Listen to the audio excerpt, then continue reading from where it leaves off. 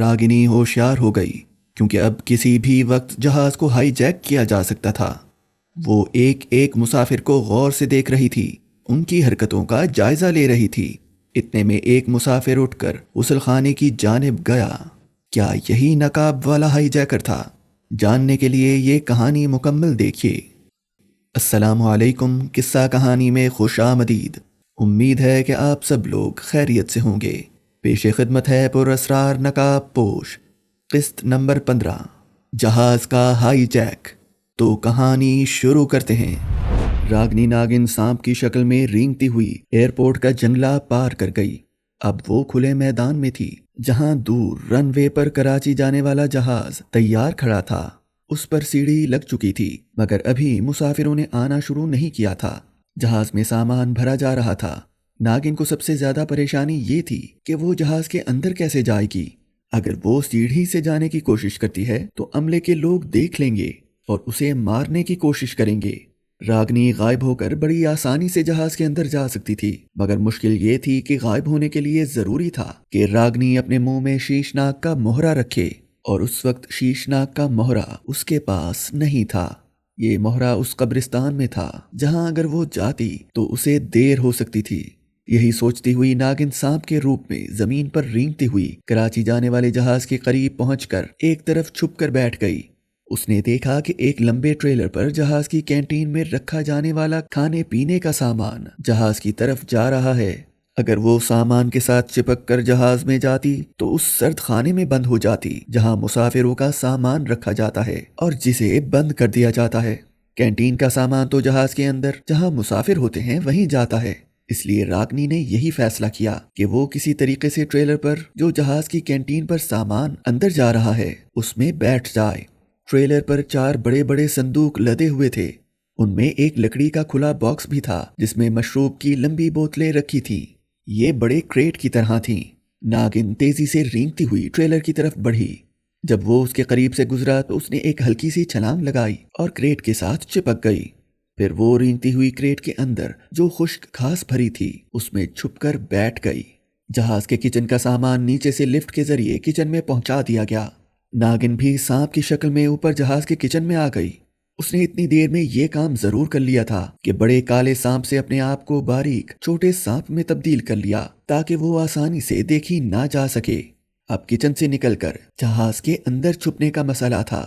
ناگن تیزی سے کریٹ سے نکل کر نیچے جہاز کے فرش پر آ گئی۔ یہاں روشنی تھی۔ وہ کونے میں چھپ گئی۔ ایک ایئر ہوسٹس اور ایک سٹیورڈ ادھر آ رہا تھا۔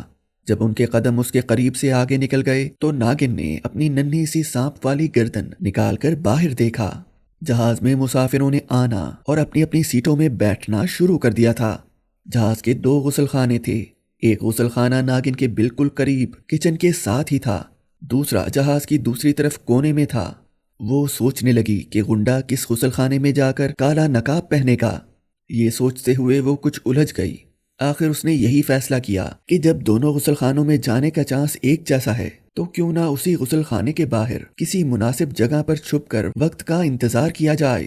یہ فیصلہ کرنے کے بعد ناگن نے اپنی گردن پیچھے سے نکال کر باہر دیکھا۔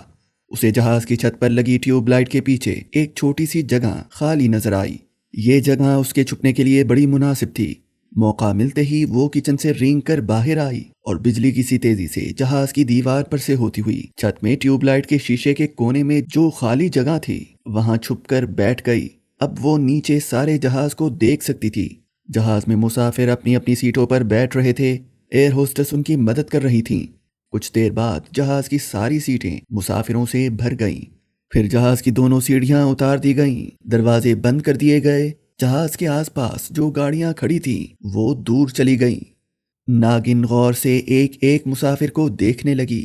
اسے کچھ معلوم نہیں تھا کہ ان میں وہ 4 غنڈے کون سے ہیں جو اس جہاز کو اغوا کرنے کی نیت سے اس میں سوار ہوئے ہیں۔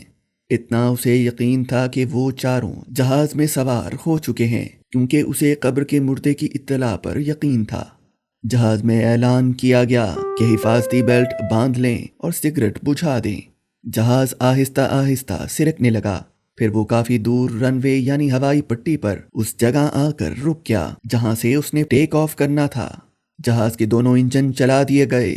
پھر ایک ہلکے سے دھچکے کے ساتھ جہاز رن وے پر آگے بڑھا۔ اس کی رفتار بے حد تیز تھی اور تیز سے تیز ہوتی گئی۔ جہاز کے انجن شور مچا رہے تھے، سارے کا سارا جہاز ہل رہا تھا۔ باہر رن وے کی روشنیاں تیزی سے پیچھے جا رہی تھیں۔ آخر وہ مقام آ گیا جہاں سے جہاز کے پہیوں نے زمین کو چھوڑنا تھا۔ جہاز آگے سے اوپر کو ہوا اور پھر پہلے اس کے اگلے پہیوں اور پھر پچھلے پہیوں نے زمین کو چھوڑ دیا۔ جہاز ہوا میں بلند ہو چکا تھا۔ زمین کی روشنیاں نیچے ہی نیچے ہوتی گئیں، پھر شہر کی روشنیاں ستاروں کی طرح دکھائی دینے لگیں اور جہاز آسمانوں کی بلندیوں میں آ کر ایک خاص سطح پر سیدھا ہو کر کراچی کی طرف پرواز کرنے لگا۔ ناگن ہوشیار ہو گئی کیونکہ اب کسی بھی وقت جہاز کو اغوا کیا جا سکتا تھا۔ اس کی نگاہ ایک ایک مسافر کو غور سے دیکھ رہی تھی، ان کی حرکتوں کا جائزہ لے رہی تھی۔ ابھی تک کوئی مسافر اپنی سیٹ سے اٹھ کر غسل خانے میں نہیں گیا تھا۔ اتنے میں جہاز کے پچھلے کونے میں ایک مسافر اٹھ کر غسل خانے میں چلا گیا۔ راگنی چوکنا ہو گئی، اس کی نظریں غسل خانے کی طرف لگی ہوئی تھیں۔ کچھ ہی دیر بعد وہ مسافر باہر آ گیا، مگر اس نے کالا نقاب نہیں پہن رکھا تھا۔ اس کے بعد ایک عورت اٹھی اور غسل خانے میں چلی گئی۔ ساتھ ایک آدمی اٹھ کر اس غسل خانے میں گھسا جس کے باہر چھت میں ناگن چھپی ہوئی تھی۔ وہ غور سے نیچے تک رہی تھی۔ اس نے سوچا کہ اگر اس نے نقاب پوش کے سر پر چھلانگ لگا دی تو وہ گھبرا کر فائر کر دے گا۔ ناگن کسی ایسی حکمت عملی سے کام لینا چاہتی تھی کہ جہاز میں کسی مسافر کی جان بھی نہ جائے اور ہائی جیکرز بھی قابو کر لیے جائیں۔ غسل خانے کا دروازہ کھلا اور مسافر باہر نکل آیا۔ وہ ایک عام مسافر تھا، ہائی جیکر نہیں تھا۔ ناگن کے دل میں یہ خیال آیا کہ کہیں شیطانی ڈھانچے نے جہاز کے اغوا کا پروگرام ملتوی تو نہیں کر دیا۔ مردے کی اطلاع غلط کیسی ہو سکتی ہے؟ راگنی یہ سوچ ہی رہی تھی کہ جہاز کے ایک کونے والی سیٹ پر سے ایک آدمی جس نے قمیض پتلون پہن رکھی تھی اخبار ایک طرف رکھ کر اٹھا۔ اس نے گردن گھما کر جہاز کے دوسرے کونے کی طرف دیکھا اور پھر تیزی سے غسل خانے کا دروازہ کھول کر اندر چلا گیا۔ راگنی کو یقین ہو گیا کہ یہ ہائی جیکروں کا ساتھی ہے۔ وہ پہلے سے زیادہ چوکنا ہو گئی اور ٹکٹکی لگا کر غسل خانے کے دروازے کو تکنے لگی۔ کوئی 15 سیکنڈ کے بعد غسل خانے کا دروازہ کھلا تو اندر سے ایک نقاب پوش دونوں ہاتھوں میں ریوالور تانے باہر نکلا اور گرج کر بولا، خبردار، کوئی مسافر اپنی جگہ سے ہلا تو میں گولی مار دوں گا۔